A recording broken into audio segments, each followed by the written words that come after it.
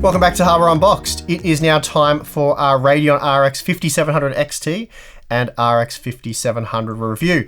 And don't worry, I've only got the 5700 here. I have tested the 5700 XT, but it's now been shipped off to Tim for his anti-lag testing and all the other things he wants to do. So yeah, I've only got this guy on hand for this portion of the filming, but I've obviously got B-roll of the 5700 XT. And also, don't worry, there's plenty more Ryzen content on the way. I've now purchased the Ryzen 5 3600, so the review on this guy is coming soon. It's got a little cooler, so that's why the box is smaller. Anyway, plenty more Ryzen goodness to come. Before that though, today's video is sponsored by Corsair and their Void Pro RGB and HS70 wireless gaming headsets. Both offer an exceptional audio experience using specially tuned 50mm neodymium speaker drivers, and the premium build quality means they're not just highly durable, but also very comfortable. Both offer a 16-hour runtime with a slew of other features, so for more information, please check them out via the link in the video description.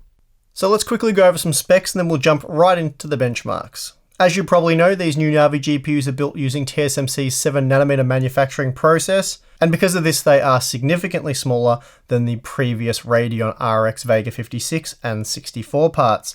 When compared to Vega 10, Navi packs 18% fewer transistors, but it's almost 50% smaller at just 251mm squared. Whereas Vega 64 featured 64 compute units and Vega 56 compute units, the RX 5700 gets 36 units and the 5700 XT gets 40. However, this is somewhat of a meaningless comparison as the cores featured in the Navi GPUs are quite a bit different to those in the Vega-based GPUs. The peak single precision performance of the 5700 XT is down 23% on Vega 64, but the pixel fill rate has been increased by 23%, and that's what will make the 5700 XT a better gaming GPU. AMD's also done away with HBM for these parts, and instead they're using 8GB of GDDR6 memory for a bandwidth of 448GB per second, using a 256-bit wide memory bus. So the same peak memory bandwidth as the new 2060 Super and 2070 Super.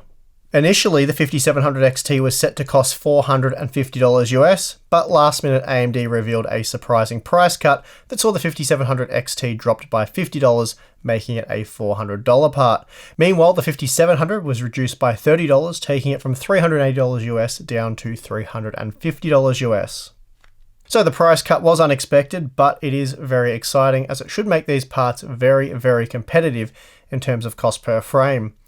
AMD's claiming a 225 watt board power rating for the 5700 XT and 185 watts for the 5700, and these ratings are quite a bit lower than the equivalent Vega 10 parts. As for clock speeds, they can be a little misleading, though at least AMD has specified the gaming clock. The boost clock is virtually meaningless as this frequency isn't achieved beyond the first few seconds of gaming. Thankfully though, the gaming clock is accurate and we generally saw clock speeds around 50 MHz higher than what AMD were claiming, but then we are only testing in a 21-degree environment, so that could change for those of you in hotter rooms. Though we suspect the fan speed will just ramp up to maintain those clock speeds. Oh, and just lastly, they do support PCIe 4.0, which is nice and all that, but for these particular GPUs in today's games, it offers no performance improvements over 3.0. Anyway, that's enough looking at the specs. Let's just get on with it. So quickly, we'll just go over the test system specs and then of course jump into the blue bar graphs. For testing, I've used the Intel Core i9 9900K clocked at 5GHz with 32GB of DDR4 3400 memory. The latest drivers available at the time of testing have been used, and all this data is fresh, brand new for this video and collected in the past 2 weeks. We have 12 games to look at before the usual performance breakdowns and cost per frame data. I'll be focusing on 1440p performance, but for all the 1080p and 4K results, please head over to our Patreon page. The link's in the video description. You'll be able to get them all there for free. Okay, let's get into the results. First up, we have Battlefield 5, and right away we have some strange looking results. The new Radeon RX 5700 XT is extremely impressive, rendering 112 FPS on average. But what's strange here is the unusually low 1% low performance, whereas the 5700 XT is 11% faster than the RTX 2070 Super for the average frame rate. It was just 1% faster for the 1% low result. I'm not really sure if this is an issue that AMD will be able to address with a future driver, but at least I can confirm the gameplay was still very smooth with no noticeable stuttering. We see the same thing with the standard 5700 as well. Although it was able to match the average frame rate of the 2070 Super, the 1% low result was well below that of the 2060 Super. Again, overall performance was good, but I'm just not quite sure what's going on here. I suspect this is a driver issue, as we never saw these unexplainably low 1% low results in any other game tested. Frame rates in Rainbow Six Siege, for example, were very consistent. That said though, the RX 5700 XT did fall well short of the 2070 Super. Still, it did deliver RX 2070-like performance and was just 5% slower than the Radeon VII. The 5700 on the other hand, well, I think that was a bit more impressive. It fell just 9% behind the 2060 Super, though I am hoping we see more favourable results for AMD in the other games tested. Unfortunately, that's not the case with Metro Exodus. Here the margins are quite similar to what we just saw. Here the 5700 XT trailed the 2070 Super by an 11% margin, though this time the 5700 was just 6% slower than the 2060 Super. The Radeon VII was also 17% faster than the 5700 XT, though of course it is a much more expensive product. Moving on to Resident Evil 2, and we see fairly competitive results here. The 5700 XT was just 5% slower than the 2070 Super, while the 5700 was 4% slower than the 2060 Super. So, although Nvidia does enjoy a performance advantage in this title, their competing products also cost more, so it'll be interesting to see how they compare in a cost per frame analysis at the end of the video. Next up we have Shadow of the Tomb Raider, and here the 5700 and 2600 Super are neck and neck. Just a frame in it here, which is within the margin of error. The 5700 XT didn't do too poorly, but it was 7% slower than the 2070 Super, but it also cost 10% less, so we're probably looking at a break-even scenario here. Both of the new RX 5700 graphics cards were able to deliver highly playable performance in Fortnite at 1440p using the maximum image quality settings, but as I've said in the past, it isn't a good title for AMD when comparing performance with the GeForce competition. The 5700 XT only managed to match the 2060 Super, which obviously isn't a great result overall. Moving on, we find a much stronger result for AMD in the Division 2. Granted, they don't exactly brush aside the GeForce competition, but even so, the 5700 matched the 2060 Super, while the 5700 XT was just 7% slower than the 2070 Super, so not a bad result overall. Here we see a really good result for the new RDNA GPUs. The 5700 just edged out the 2060 Super, though really this one is a tie, and the same is true when comparing the 5700 XT and 2070 Super. Still, this is a highly competitive result for the new AMD GPUs. I'm betting AMD wish every title was as kind to them as Forza Horizon 4. Because what a shellacking we have here. The standard 5700 easily beats the 2070 Super, leaving the 2060 Super behind in a completely different performance tier. Meanwhile, the 5700 XT managed to beat even the Radeon VII, spitting out an incredible 131 FPS on average, basically placing it on par with the RTX 2080 Ti. Although not nearly as amazing, the Far Cry New Dawn results are still favourable for AMD as both 5700 GPUs edged out, or at the very least, matched the GeForce competition. Given they both cost a bit less, this is a very solid result for AMD. Another stellar result for AMD can be seen when testing with World War Z. Here the 5700 and 5700 XT easily beat their nearest competitors. The 5700 XT even beat the RTX 2080. The standard 5700 was 13% faster than the 2060 Super, though it did only manage to just edge out Vega 56. The last game tested is Assassin's Creed Odyssey, and here the 5700 XT was just 7% slower than the 2070 Super, while the 5700 was 13% slower than the 2060 Super. So not a great result, but not too disappointing to end on either. So with all the FPS performance now in the bag for a dozen games, let's move on to check out power consumption.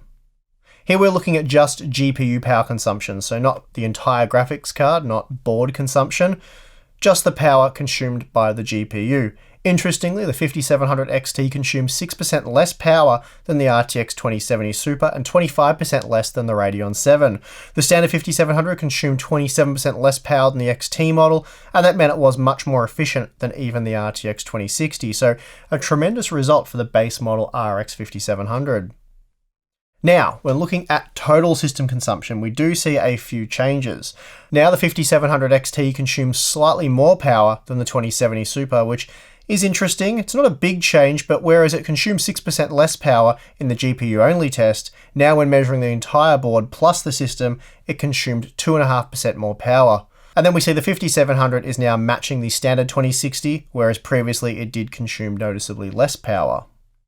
Before wrapping up the testing, let's have a quick look at the stock and overclock temperatures along with the clock speeds and fan speeds. Out of the box, the 5700 XT ran at 84 degrees and maintained a core clock speed of 1740 MHz and a memory speed of 872 MHz, which is basically 14 gigabits per second. The blower fan typically spun at 2100 RPM, and here it wasn't too loud. Now, moving on to overclocking for the 5700 XT, we saw a peak core clock speed of 1940 MHz, but at times it would still drop as low as 1720 MHz, and on average we saw a speed of about 1860 MHz, which is about a 10% overclock. The massive fluctuation was due to an almost 90-degree operating temperature. At 88 degrees, the GPU tends to throttle, and with the fan running at 43%, 2100 RPM, there was the potential to improve cooling performance. As for the memory, I was only able to get the GDDR6 memory up to a transfer speed of 14.3 gigabits per second, so that was a bit disappointing. With the core clock speed jumping all over the place, I decided to crank up the fan to 100%, where it's incredibly noisy as it spun at 4600 RPM. But the benefit of doing this is it drops the GPU temperature to just 70 degrees, and now the 5700 XT was able to maintain a core clock speed of over 2 GHz at all times. So that's about a 20% overclock from stock. So I reckon liquid cooling is going to be a pretty popular option for these 5700 XT graphics cards. As for the standard 5700, out of the box it ran at 75 degrees with a fan speed of 1900 RPM, and it maintained a typical operating frequency of 1670 MHz. Then when overclocked with an auto fan speed, it hit 85 degrees, but the fans were only spinning at 1600 RPM, and apparently this is a bug with the reviewer driver that will be addressed with the public driver that you'll now have access to. That being the case, for one last test, I cranked up the fan speed to 50% manually, which saw the blower fan spin at 2700 RPM, and this was quite loud, nothing crazy or unbearable, but certainly noticeable. But it did allow the 5700 to average a core frequency of 1780 MHz at just 70 degrees. Unfortunately, I wasn't able to push the core any higher as there appears to be some sort of frequency cap, and I'm not sure if AMD will remove this or if it's something that we have to deal with. Okay, so there's all the performance information. It was certainly very back and forth, so I'm keen to see how they stacked up over the dozen games tested. And then of course we have a few performance breakdown charts, and then we'll get to the cost per frame data. So let's go do all that. First up, we have the battle between the 5700 and its main competitor, the RTX 2060 Super. From our 12-game sample, the 5700 was on average 1% faster, and a massive win in Forza Horizon 4 really helped the Radeon GPU pull off that win. That said, if we remove the Forza result, which some will claim as an outlier, the 5700 is just 2% slower on average. Either way, it's close enough to call a tie, and I generally do this when discussing margins that are less than 5%. We also saw highly competitive performance in Dirt Rally 2, Far Cry New Dawn, The Division 2, Shadow of the Tomb Raider, and even Resident Evil 2. So it'll be interesting to see how these two stack up when it comes to the cost per frame comparison. When compared to the RTX 2070, the 5700 was just 2% slower on average. Again, it did enjoy a massive win in Forza Horizon 4, but even so, it pulled off solid wins in World War Z and Battlefield 5 as well. Then, when compared to Vega 56, the 5700 was 11% faster on average. Not a massive performance uplift after 2 years, but the 5700 is significantly less complex, so AMD should be able to turn a profit on this one, even at $350. So there's that. Next up, we have the 5700 XT, and it also does well in its battle with the RTX 2070 Super. Here it was just 2% slower on average, and even if we remove the Forza result, it's still just 4% slower. So again, within that 5% margin that I usually declare a tie.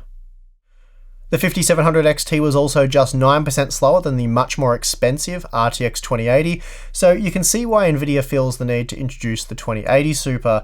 At times, the Radeon GPU was up to 20 to 24% slower, but that still makes the 5700 XT a much better value option, as you'll see in a moment.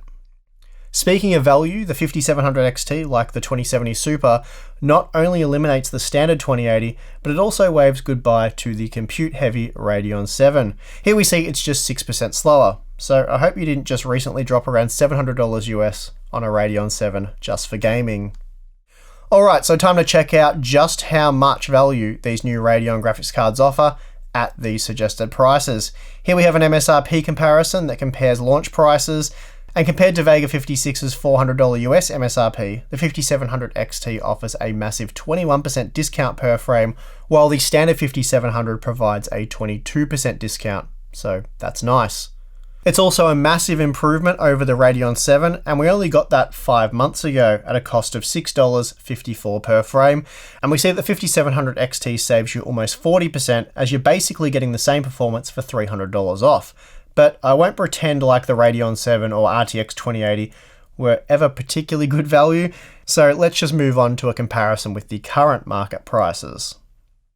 Even here, the 5700 and 5700 XT look very nice at their MSRPs. Incredibly, both are more cost effective than the 2060 Super and standard 2060, as well as the GTX 1660 Ti. The 5700 comes in at a rather large 14% discount per frame when compared to the 2060 Super, and the 5700 XT, well, that's 18% cheaper per frame when compared to the 2070 Super. So that actually looks really good for these new Radeon GPUs. In fact, even before the last minute price cut, AMD had beaten Nvidia in terms of cost per frame, and I suppose they knew it, but despite that, they cut prices further. Okay, so time to wrap this review up. Last week I wasn't super excited regarding Nvidia's refresh.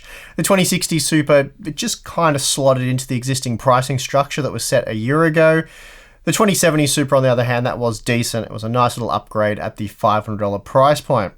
Of course, the entire point of those new GPUs was to disrupt AMD's Navi release, and while it certainly did put a damper on this review initially, AMD's late move to adjust pricing once again has sparked a lot of excitement around the 5700 and 5700 XT. In terms of performance, the RX 5700 looks to deliver 2060 Super-like performance, which is RTX 2070-like performance, and that makes it slightly faster than Vega 64. So priced at $350 US, it's an exceptionally good value option. Then we have the RX 5700 XT, which finds itself in a bit of a sweet spot at $400 US, coming out at a cost of just $4 per frame in our tests, making it better value than the cheaper products such as the original 2060 and 1660 Ti.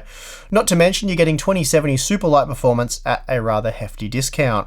So this all means if AMD is able to stock shelves with $400 5700 XTs and $350 5700s, then they will have by far the best offerings at these price points. In fact, for anyone spending $700 or less, the 5700 XT is now the new go-to option, at least until the 2080 Super arrives later this month. At that point, the 5700 XT may only be the go-to option when spending $500 or less. The success of these new Navi GPUs really depends on pricing and availability, but so far things are looking good for AMD. I've also been told that custom AIB models are on the way, and if they can boost out-of-the-box performance even a little bit while bringing about the typical AIB card advantages, then Nvidia might be forced into making a few pricing adjustments of their own, and at that point, we'll have a good old-fashioned GPU pricing war on our hands. I kept telling you guys, as soon as AMD becomes even remotely competitive in the mid-range to high-end market, it's on. And right now, it's looking very much to be on. I'm keen to see how Nvidia responds. AIB models aside, the good news here being that these cards are relatively quiet and nothing like the Radeon VII. The fans on the 5700 XT spun at only 2100 RPM after an hour-long stress test, while the GPU was sitting at a little over 80 degrees. That's perfectly fine. It's a blower-style cooler, so it's not exactly ideal, but it's certainly usable, and it won't require any earmuffs. Again, I'm looking at you, Radeon VII. In summary, I have to say I am a bit blown away by what AMD is offering at these price points, and I'm very surprised they're as competitive as they are. I wasn't nearly as impressed with the original pricing, despite the fact that it still positioned the 5700 series ahead of Nvidia's Super products in terms of value. They were only just ahead, but like I said, I wasn't that impressed with Super, so just beating Nvidia in terms of value, it would have been a lot less exciting. I just hope a few weeks from now, stock levels are good and pricing is very close to the MSRP. Based on what we've seen in the past from AMD, it seems like a long shot, but let's remain positive and yeah, hope that happens. Anyway, no matter what I say, it's not really going to impact what does happen. But yeah, it'll be really nice to get these cards at MSRP prices. Finally, we have the Radeon anti-lag and Radeon image sharpening testing. Tim will be covering all those. That's why they weren't featured in this video. He'll have his own detailed analysis on the channel soon. So yeah, keep an eye out for that. And that is going to do it for this one. I hope you enjoyed this review after the Ryzen review. If you haven't watched the Ryzen review, go back and watch that. But anyway, hope you guys enjoyed this. It's been a crazy, crazy week here at Harbour Unboxed, and I think it's fair to say that's been the case for all other media, the tech media anyway. But yeah, we're getting towards the end of it now. But like I said, I've still got to get a review up of that, so hopefully I'll be able to do that by tomorrow. We'll see how we go. Anyway, if I don't wrap this one up, I'm not going to get any more work done. So that is going to do it for this one. Hope you guys enjoy the video. Like button, remember that's there. Subscribe, you can also do that. And if you appreciate the work we do at Harbour Unboxed, then consider supporting us on Patreon. Thank you for watching. I'm your host, Steve. See you again next time. Maybe tomorrow for a review of this. Yeah, you don't want to miss that. So subscribe. And also, please like. Give us some love. Give us some love. Some love. I don't know. I'm tired. Whoops. Probably shouldn't have done that. I gotta get B-roll that box still. Sorry, mate.